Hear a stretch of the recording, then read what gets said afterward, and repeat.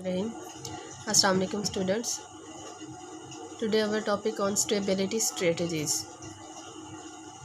Previous topic हमारा continue है। Previous topic के कुछ स्टेप्स थे, हमने ए स्टेप पढ़ा था, उसके फर्दर स्टेप्स 2 कंटिन्यू किए थे। Now second step on stability strategies. A corporation में choose stability over growth by continuing its current activities without any significant change in direction. Stability यानी स्टेबल रहना है किस्म का।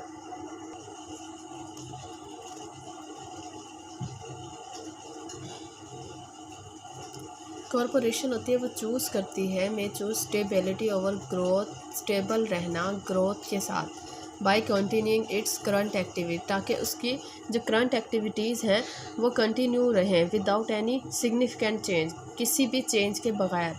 आल दो sometimes viewed as lack of strategy. क्या कहते हैं कि ना, कुछ वक्त कभी कभी ऐसा होता है कि लैक ऑफ स्ट्रेटजीज नहीं होती अच्छी। The stability family,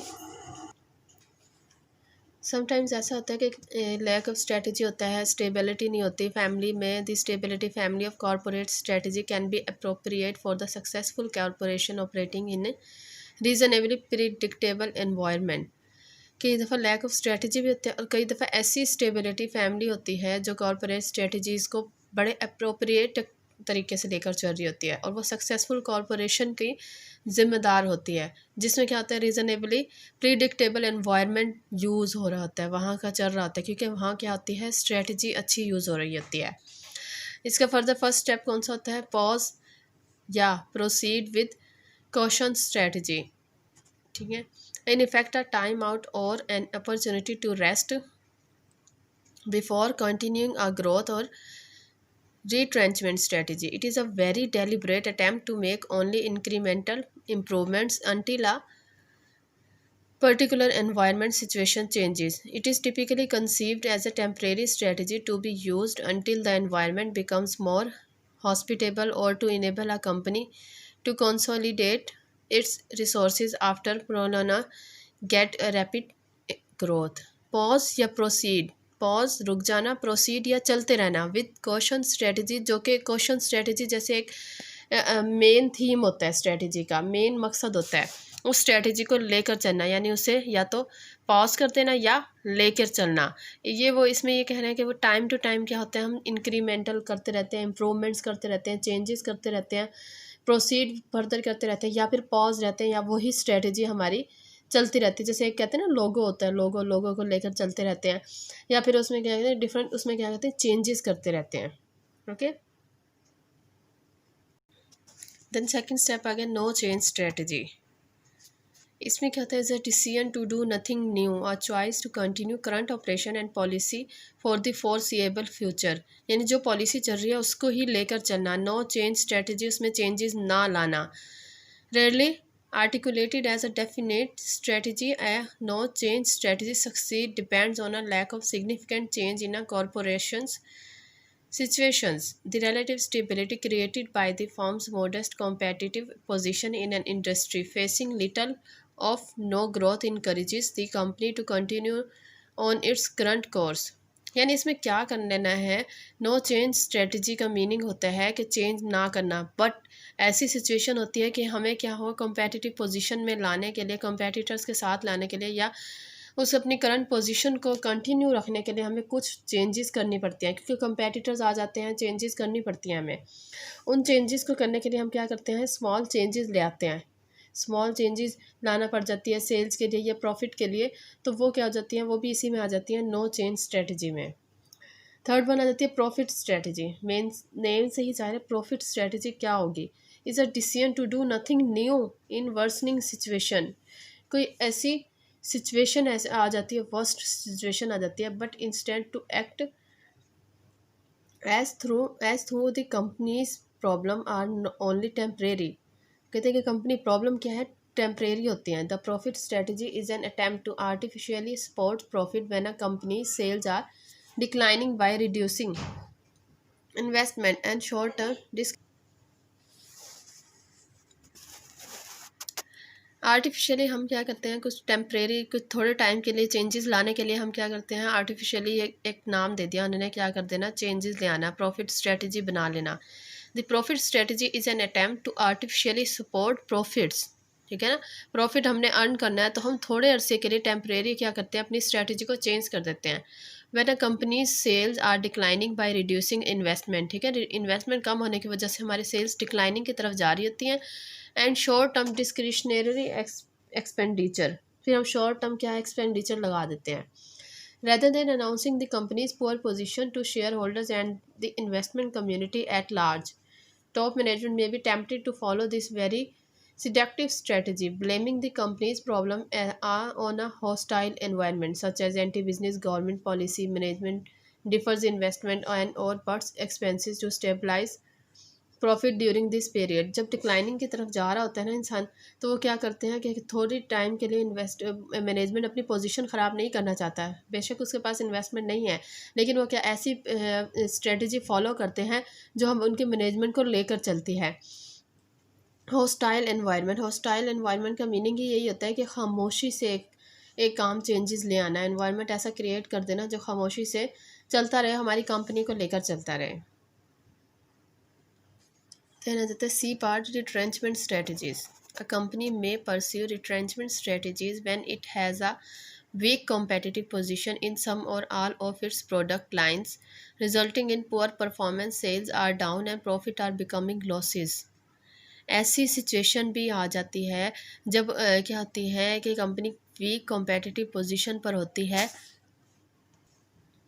and it's product lines क्या होती है, पुअर परफॉर्मेंस सेल्स होती है और डाउन होती हैं, एंड प्रॉफिट्स आर क्या आते हैं, बिकमिंग लॉसेस होते हैं। These strategies imposes a great deal of pressure. इस वक्त कंपनी पर बहुत प्रेशर होता है टू इम्प्रूव परफॉर्मेंस को अचीव करने के लिए। फर्दर इसके पार्ट में आ जाता है turn around strategy. Emphasize the improvement of operational efficiency and is probably most appropriate when a corporation's problems are pervasive but not yet critical. ये क्या करती हैं, इम्प्रूवमेंट करती हैं ऑपरेशनल एफिशिएंसी को, एंड ये क्या होती है, प्रोबेबली मोस्ट अप्रोप्रिएट होती है किसको, कंपनी पोजीशन को रखने के लिए, प्रिवेसिव होती है but not yet critical, critical नहीं होती इतनी ऐसी कंडीशन में। इसमें दो चीज़ें यूज़ होती हैं, टू फेजेस होते हैं, contraction and consolidation. First one is contraction, क्या होता है, is the initial effort to quickly stop the bleeding, एक नाम दे दिया उसने, stop the bleeding with a general across the board cutback in size and cost. ठीक है, इनिशियल एफर्ट होती है, देखिए हम क्या करें, इनिशियल थोड़ी देर के लिए टाइम होता है, क्विकली हम क्या करें, स्टॉप द ब्लीडिंग, यानी एक तरह से हमको खून को एकदम बंद करना होता है ना, हमने खून को बहने नहीं दे सकते हम। इसी तरह से वो कहते हैं कि एक ऐसा एक्शन लेना पड़ता है, हमें एकदम से लेना पड़ता है जो क्या करते हैं, स्टॉप द ब्लीडिंग, अपने साइज़ एंड कॉस्ट को कम कर सकें हम। ठीक है, कंसोलिडेशन, हम अपनी प्रॉब्लम पे सॉल्व कर सकें। Consolidation implements a program to stabilize the now leaner corporation, ये इम्प्लीमेंट करती है अ प्रोग्राम, ऐसा प्रोग्राम जो स्टेबलाइज करता है नाउ लीनर कॉरपोरेशन को। To streamline the company plans are developed to reduce unnecessary overhead and to make functional activities cost justified. इसमें हम क्या करते हैं कि ऐसे प्लान्स डेवलप करते हैं जो अननेसेसरी, हमारी कंडीशन अचानक से आ गई है तो उस पर हम क्या कर सकें, ओवरकम कर सकें, and to make functional activities, और फंक्शनल एक्टिविटीज़ को बना सकें, किस लिए, कॉस्ट जस्टिफाई करने के लिए। This is a crucial time for the organization, थोड़ा डिफ़िकल्ट टाइम होता है एक ऑर्गेनाइजेशन के लिए। If the consolidation phase is not conducted in a positive manner many of the best people leave the organization, अगर हम कंपनी की ऐसी सिचुएशन पर काबू नहीं कर सकते, देन क्या होती है, कंपनी के बहुत सारे ऐसे अच्छे लोग क्या होते हैं, कंपनी को लीव कर देते हैं। सेकेंड वन आ जाता है captive strategy, is the giving up of independence in exchange for security, security के हवाले से होती है ये, ठीक है ना, एक्सचेंज करना किसका, सिक्योरिटी का। कंपनी विद अ वीक, जब कॉम्पिटिटिव पोजीशन होती है, may not be able to engage in a full blown turn around strategy. वो एकदम अपने कारोबार को, अपने बिजनेस को ख़त्म नहीं कर सकते हैं। The industry may not be sufficiently attractive, वो सफिशिएंटली अट्रैक्टिव नहीं होते to justify such an effort from either the current management or from investor. तो वो क्या करते हैं, सफिशिएंटली उनके पास ऐसा ऐसा कोई होता भी नहीं इन्वेस्टर कि वो उनके करंट मैनेजमेंट के साथ चल सके। इस सिचुएशन में क्या करती है, faces poor sales, increasing losses हो जाता है उनका, और इसमें वो कुछ एक्शन लेती है। Management desperately searches for an angel by offering to be captive company to one of its larger customer in order to guarantee the company's continued existence with a long-term contract. In this way, the corporation may be able to reduce the scope of some of its functional activities such as active marketing, thus reducing cost significantly. वो ये यहाँ इसमें वो कह रहा है कि वो ऐसी सिचुएशन पे आ जाती है कि वो कहते हैं कि कोई एंजल ही आ जाए जो इसे ऐसे ऑफर कर दे कैप्टिव की कैपिटल की, जिससे वो लॉन्ग टर्म कॉन्ट्रैक्ट अचीव कर सकें। इन दिस वे क्या कहते हैं, कॉर्पोरेशन अपनी कुछ एक्टिविटीज़ को कम कर देती है, फंक्शन जिसमें मार्केटिंग कर सकती है या कॉस्ट को कम कर सकती है। थर्ड वन आ जाता है सेल आउट। सेल आउट में डाइवेस्टमेंट स्ट्रेटजी या सेल आउट में वो क्या करते हैं, उनकी वीक पोजीशन होती है तो वो इसमें ऐसा स्टेप लेती है customer.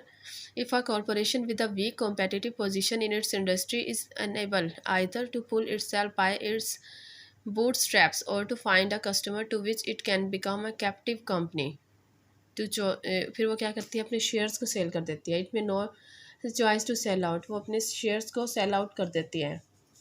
This sell out strategy make sense if management can still obtain a good price. ठीक है ना, वो share holders for it share holders good price देती है शेयर होल्डर्स के लिए।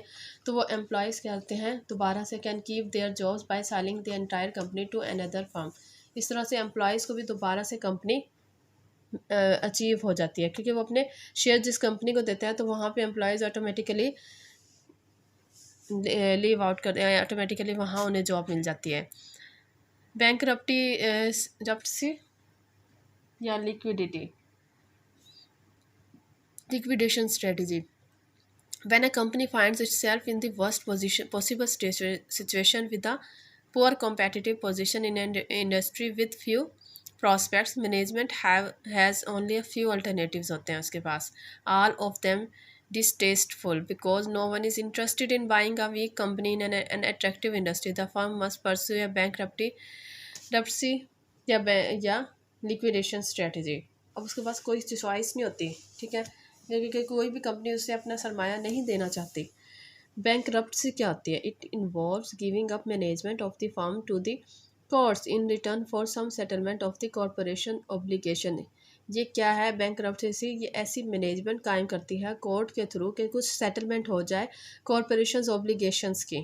ठीक है, top management hopes that once the courts decide the claims on the company will be stronger and better able to compete in a more attractive industry. तो company इसका इंतज़ार कर रही होती है कि वो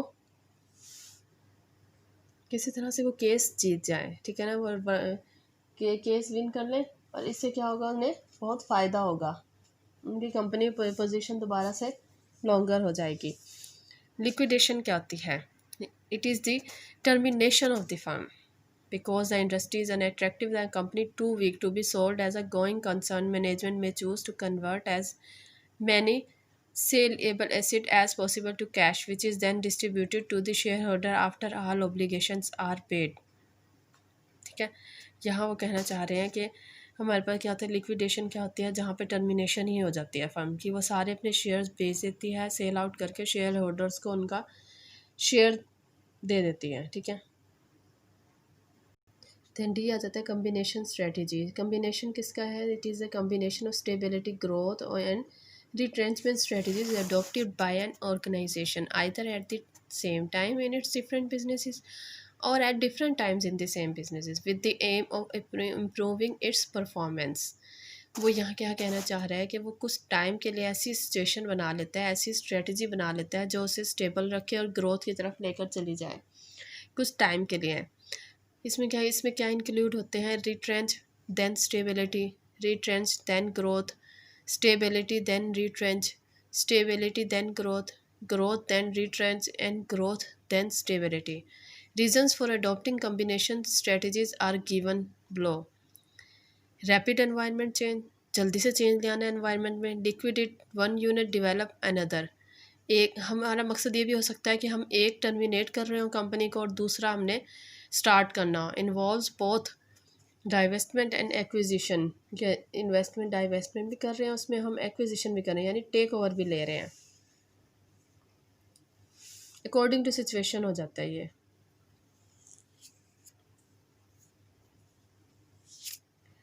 देन आ जाते हैं बिजनेस स्ट्रेटजी. Business strategy